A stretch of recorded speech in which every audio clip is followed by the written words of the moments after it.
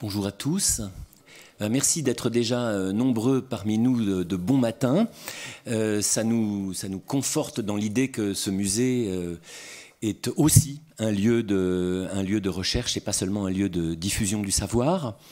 Alors cette rencontre, intitulée D'autres causes que la nôtre, des Juifs dans les luttes d'émancipation au XXe siècle, en fait aurait pu avoir lieu en 2016.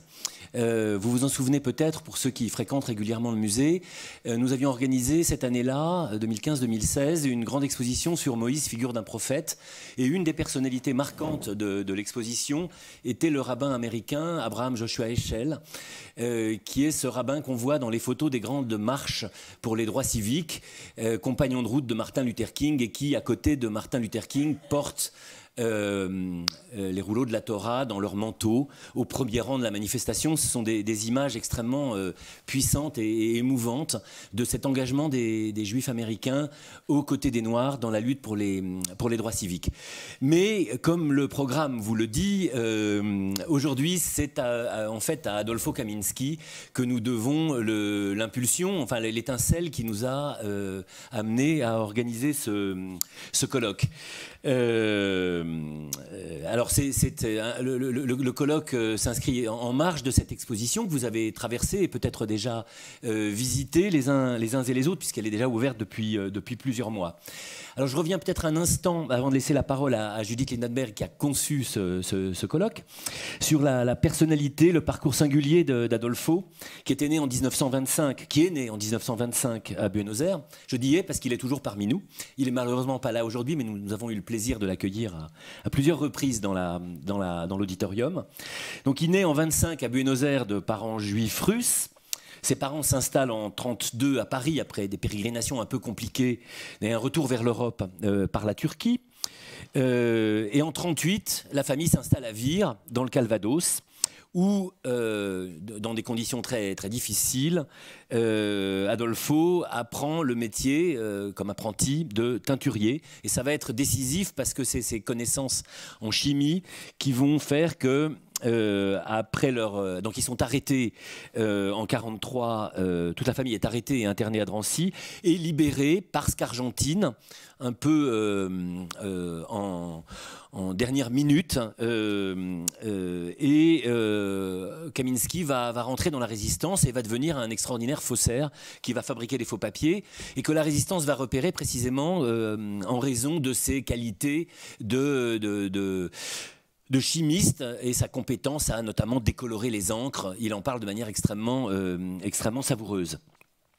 Et il va mettre ses compétences au service de la résistance juive et notamment de la 6e, donc cette organisation clandestine des éclaireurs israélites de France, qui va avoir un rôle extrêmement important et d'une certaine manière d'ailleurs, au fond, relativement méconnu dans le sauvetage, dans l'historiographie de la Seconde Guerre mondiale et de l'occupation. La résistance armée a la place héroïque, et la résistance civile, j'ai envie de dire, et le sauvetage, l'exfiltration des adultes, mais aussi des parents et des vieillards, est finalement moins connu. D'ailleurs, c'est un aspect que nous espérons pouvoir traiter dans le parcours permanent du musée dans les années qui viennent.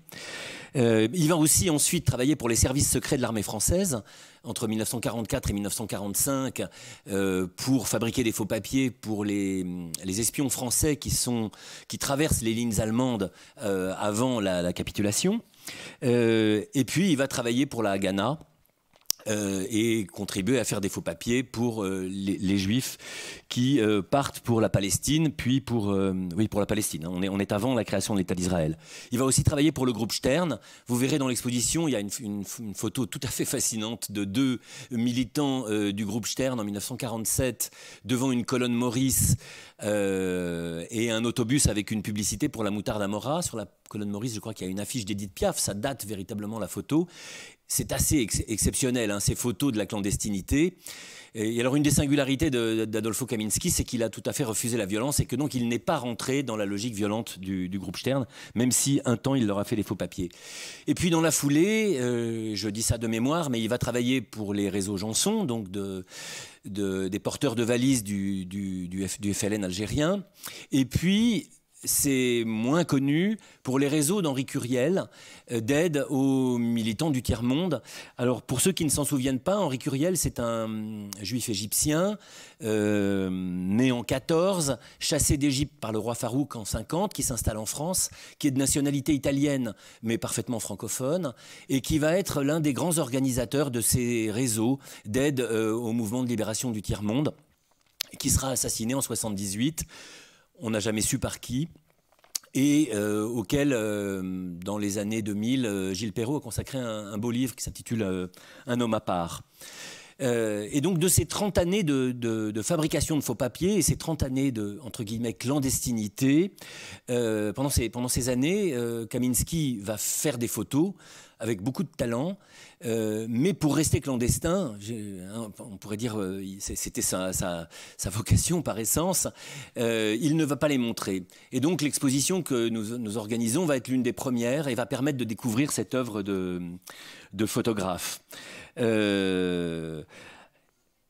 Et ça a été l'occasion, vous le verrez, de la publication d'un très beau livre de ces photos avec un magnifique texte d'Elisabeth de Fontenay, un texte de Sophie Queret sur son histoire de faussaire, puis un beau texte d'Amaury d'Acunha sur ses photos. Donc il a été pendant 30 ans un militant pour d'autres causes que la sienne, pourrait-on dire. Mais ça n'est pas un cas unique dans l'histoire du XXe siècle, hein, c'est exactement le thème de notre colloque.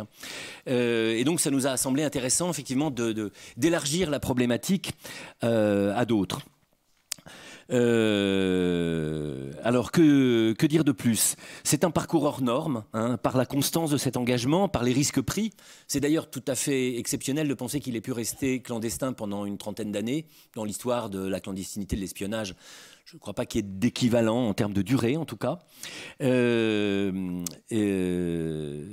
C'est exceptionnel. Alors, ça n'est pas exceptionnel, cet engagement pour les autres de la part d'un juif. On a bien d'autres cas, hein, je l'ai dit, et c'est ce que nous allons évoquer aujourd'hui.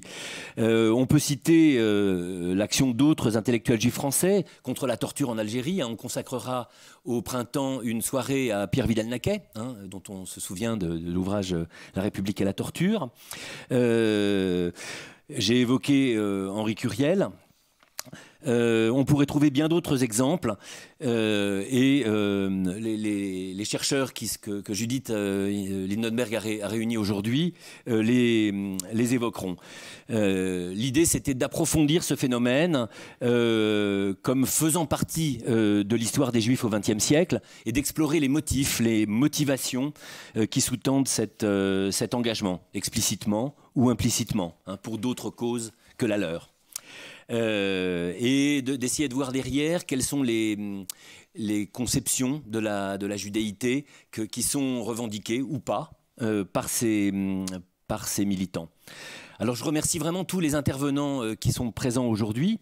C'est l'occasion d'inviter une jeune génération de chercheurs et c'est un vrai plaisir pour nous. Je remercie évidemment Judith Lindenberg, qui est donc la responsable de la médiathèque et des archives du musée, et Sophie Andrieux, la responsable de l'auditorium, qui ont organisé ensemble ce colloque, et puis évidemment toute l'équipe du musée. Je vais lui laisser la parole, mais je ne le ferai pas sans avoir dit que cette manifestation est gratuite, comme tous les colloques que nous organisons hommage, et que si vous y assistez, si vous vous intéressez à nos programmes scientifiques, à nos programmes culturels, vous devez nous aider en adhérant aux Amis du Mage, ce qui vous apporte de nombreux avantages. Alors je ne vais pas les lister maintenant, ça serait un peu fastidieux, mais pour une somme très modique, ça vous permet de venir au musée dans d'excellentes conditions, à de très nombreuses occasions, et le programme est extrêmement riche. Le musée est hébergé, comme vous le savez probablement, dans un magnifique hôtel particulier du XVIIe, dû au grand architecte Pierre Lemuet. Cela donne une impression d'opulence aristocratique. Et de fait, le commanditaire était un aristocrate à la cour de Louis XIII, négociateur du traité de Westphalie. Mais dans la pratique, pour financer ces activités, nous avons besoin de vous. Notre cause est la vôtre.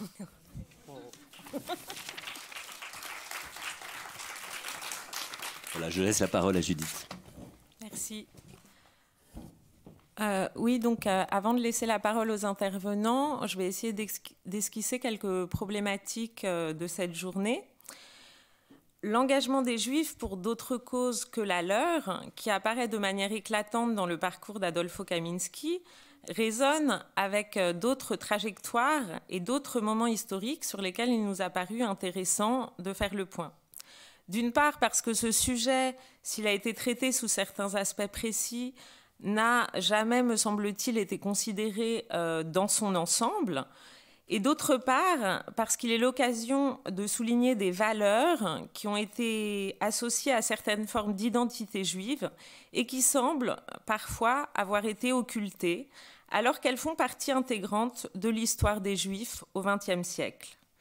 Il nous a semblé important d'en rappeler l'existence, tout en essayant de mieux en saisir à travers le prisme de recherches historiques, sociologiques, anthropologiques qui vont vous être présentées aujourd'hui, leurs origines et leurs motivations.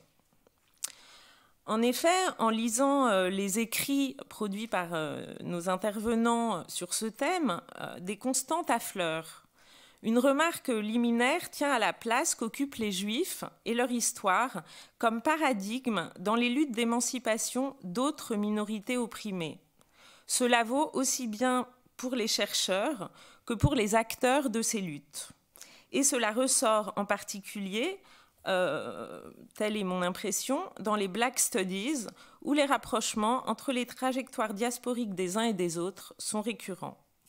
Mais ce paradigme fonctionne également chez les Juifs engagés eux-mêmes, avec en particulier deux modèles qui reviennent comme des leitmotifs, l'affaire Dreyfus et la résistance.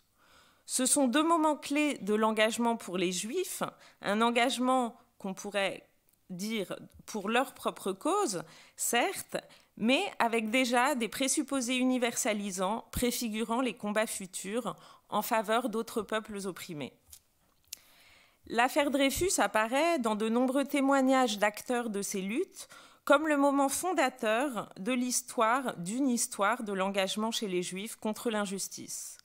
La figure d'Alfred Dreyfus, juif assimilé républicain, va cristalliser un type d'engagement, celui du juif dreyfusard, détaché de sa condition de juif sans pour autant la renier, et combattant les injustices pour elles-mêmes, mais déjà porté vers les causes universalistes. Dans cette veine, je citerai parmi les juifs dreyfusards, car il loge en ce moment dans nos murs, le peintre Jules Adler, quand il écrit en 1906, je cite, « Je pense qu'il doit y avoir une sorte de relation, que les images de la souffrance sociale m'attirent tellement parce que je suis juif et que mes ancêtres, pendant des générations, ont en souffert. » Fin de citation. On trouve déjà chez lui l'expression du lien entre sa judéité, très peu mise en avant par ailleurs, et sa solidarité avec les opprimés. Quant à la résistance pendant la Seconde Guerre mondiale, elle représente l'engagement par excellence. Là encore, il s'agit indissociablement de lutter pour les Juifs et contre la barbarie. De surcroît, la proximité de cet événement, proximité chronologique avec plusieurs questions qui seront traitées aujourd'hui, l'apartheid, la guerre d'Algérie, en fait une étape de formation pour de nombreux Juifs de cette génération, à l'instar d'Adolfo Kaminski. Si l'affaire Dreyfus est une histoire française, elle a de loin dépassé les frontières. Quant à la résistance, elle a impliqué dans ses rangs de nombreux Juifs émigrés, comme dans la MOI et bien au-delà. Ces deux modèles forment le socle de conscience politique et du rayonnement de la France pour de nombreux Juifs à travers le monde, et notamment chez les Juifs originaires d'Europe de l'Est, qui, dans le mouvement de sécularisation de la première moitié du XXe siècle, ont adhéré massivement aux idéologies marxistes sous les bannières communistes, bundistes, sionistes de gauche. Elles se sont prolongées comme référence chez leurs descendants.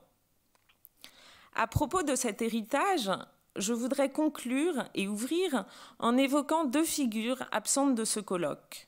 Celle de Pierre Goldman, tout d'abord, enfant de résistant façonné par la transmission de cette expérience, qui, dans ses souvenirs obscurs, a raconté son attachement et son identification à la communauté caribéenne qu'il a fréquentée à Paris.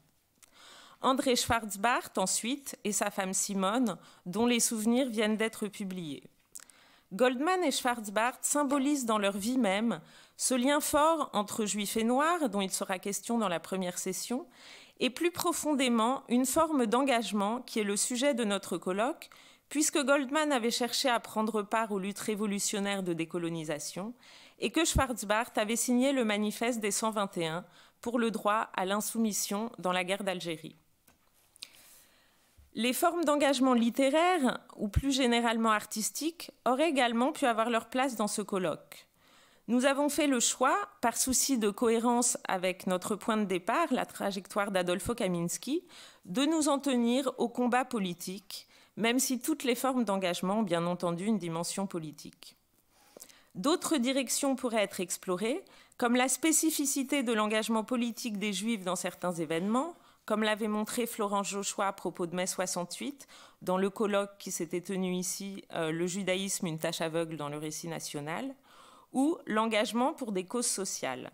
À titre d'exemple, on me signalait que la présence massive de médecins juifs dans la lutte contre le sida mériterait d'être étudiée. Toutes ces formes de lutte concourent finalement à faire ressortir l'ouverture, la solidarité, ou, pour reprendre le terme utilisé par Nicole Lapierre dans son ouvrage Cause commune, l'empathie, comme une part d'une certaine identité juive moderne, dont le caractère spécifiquement juif serait d'être paradoxalement détaché de son noyau religieux et particulariste. Je laisse maintenant les intervenants ici présents, jeunes chercheurs et chercheurs confirmés, le soin de développer, à partir de cas concrets, ces quelques pistes. Et je les remercie.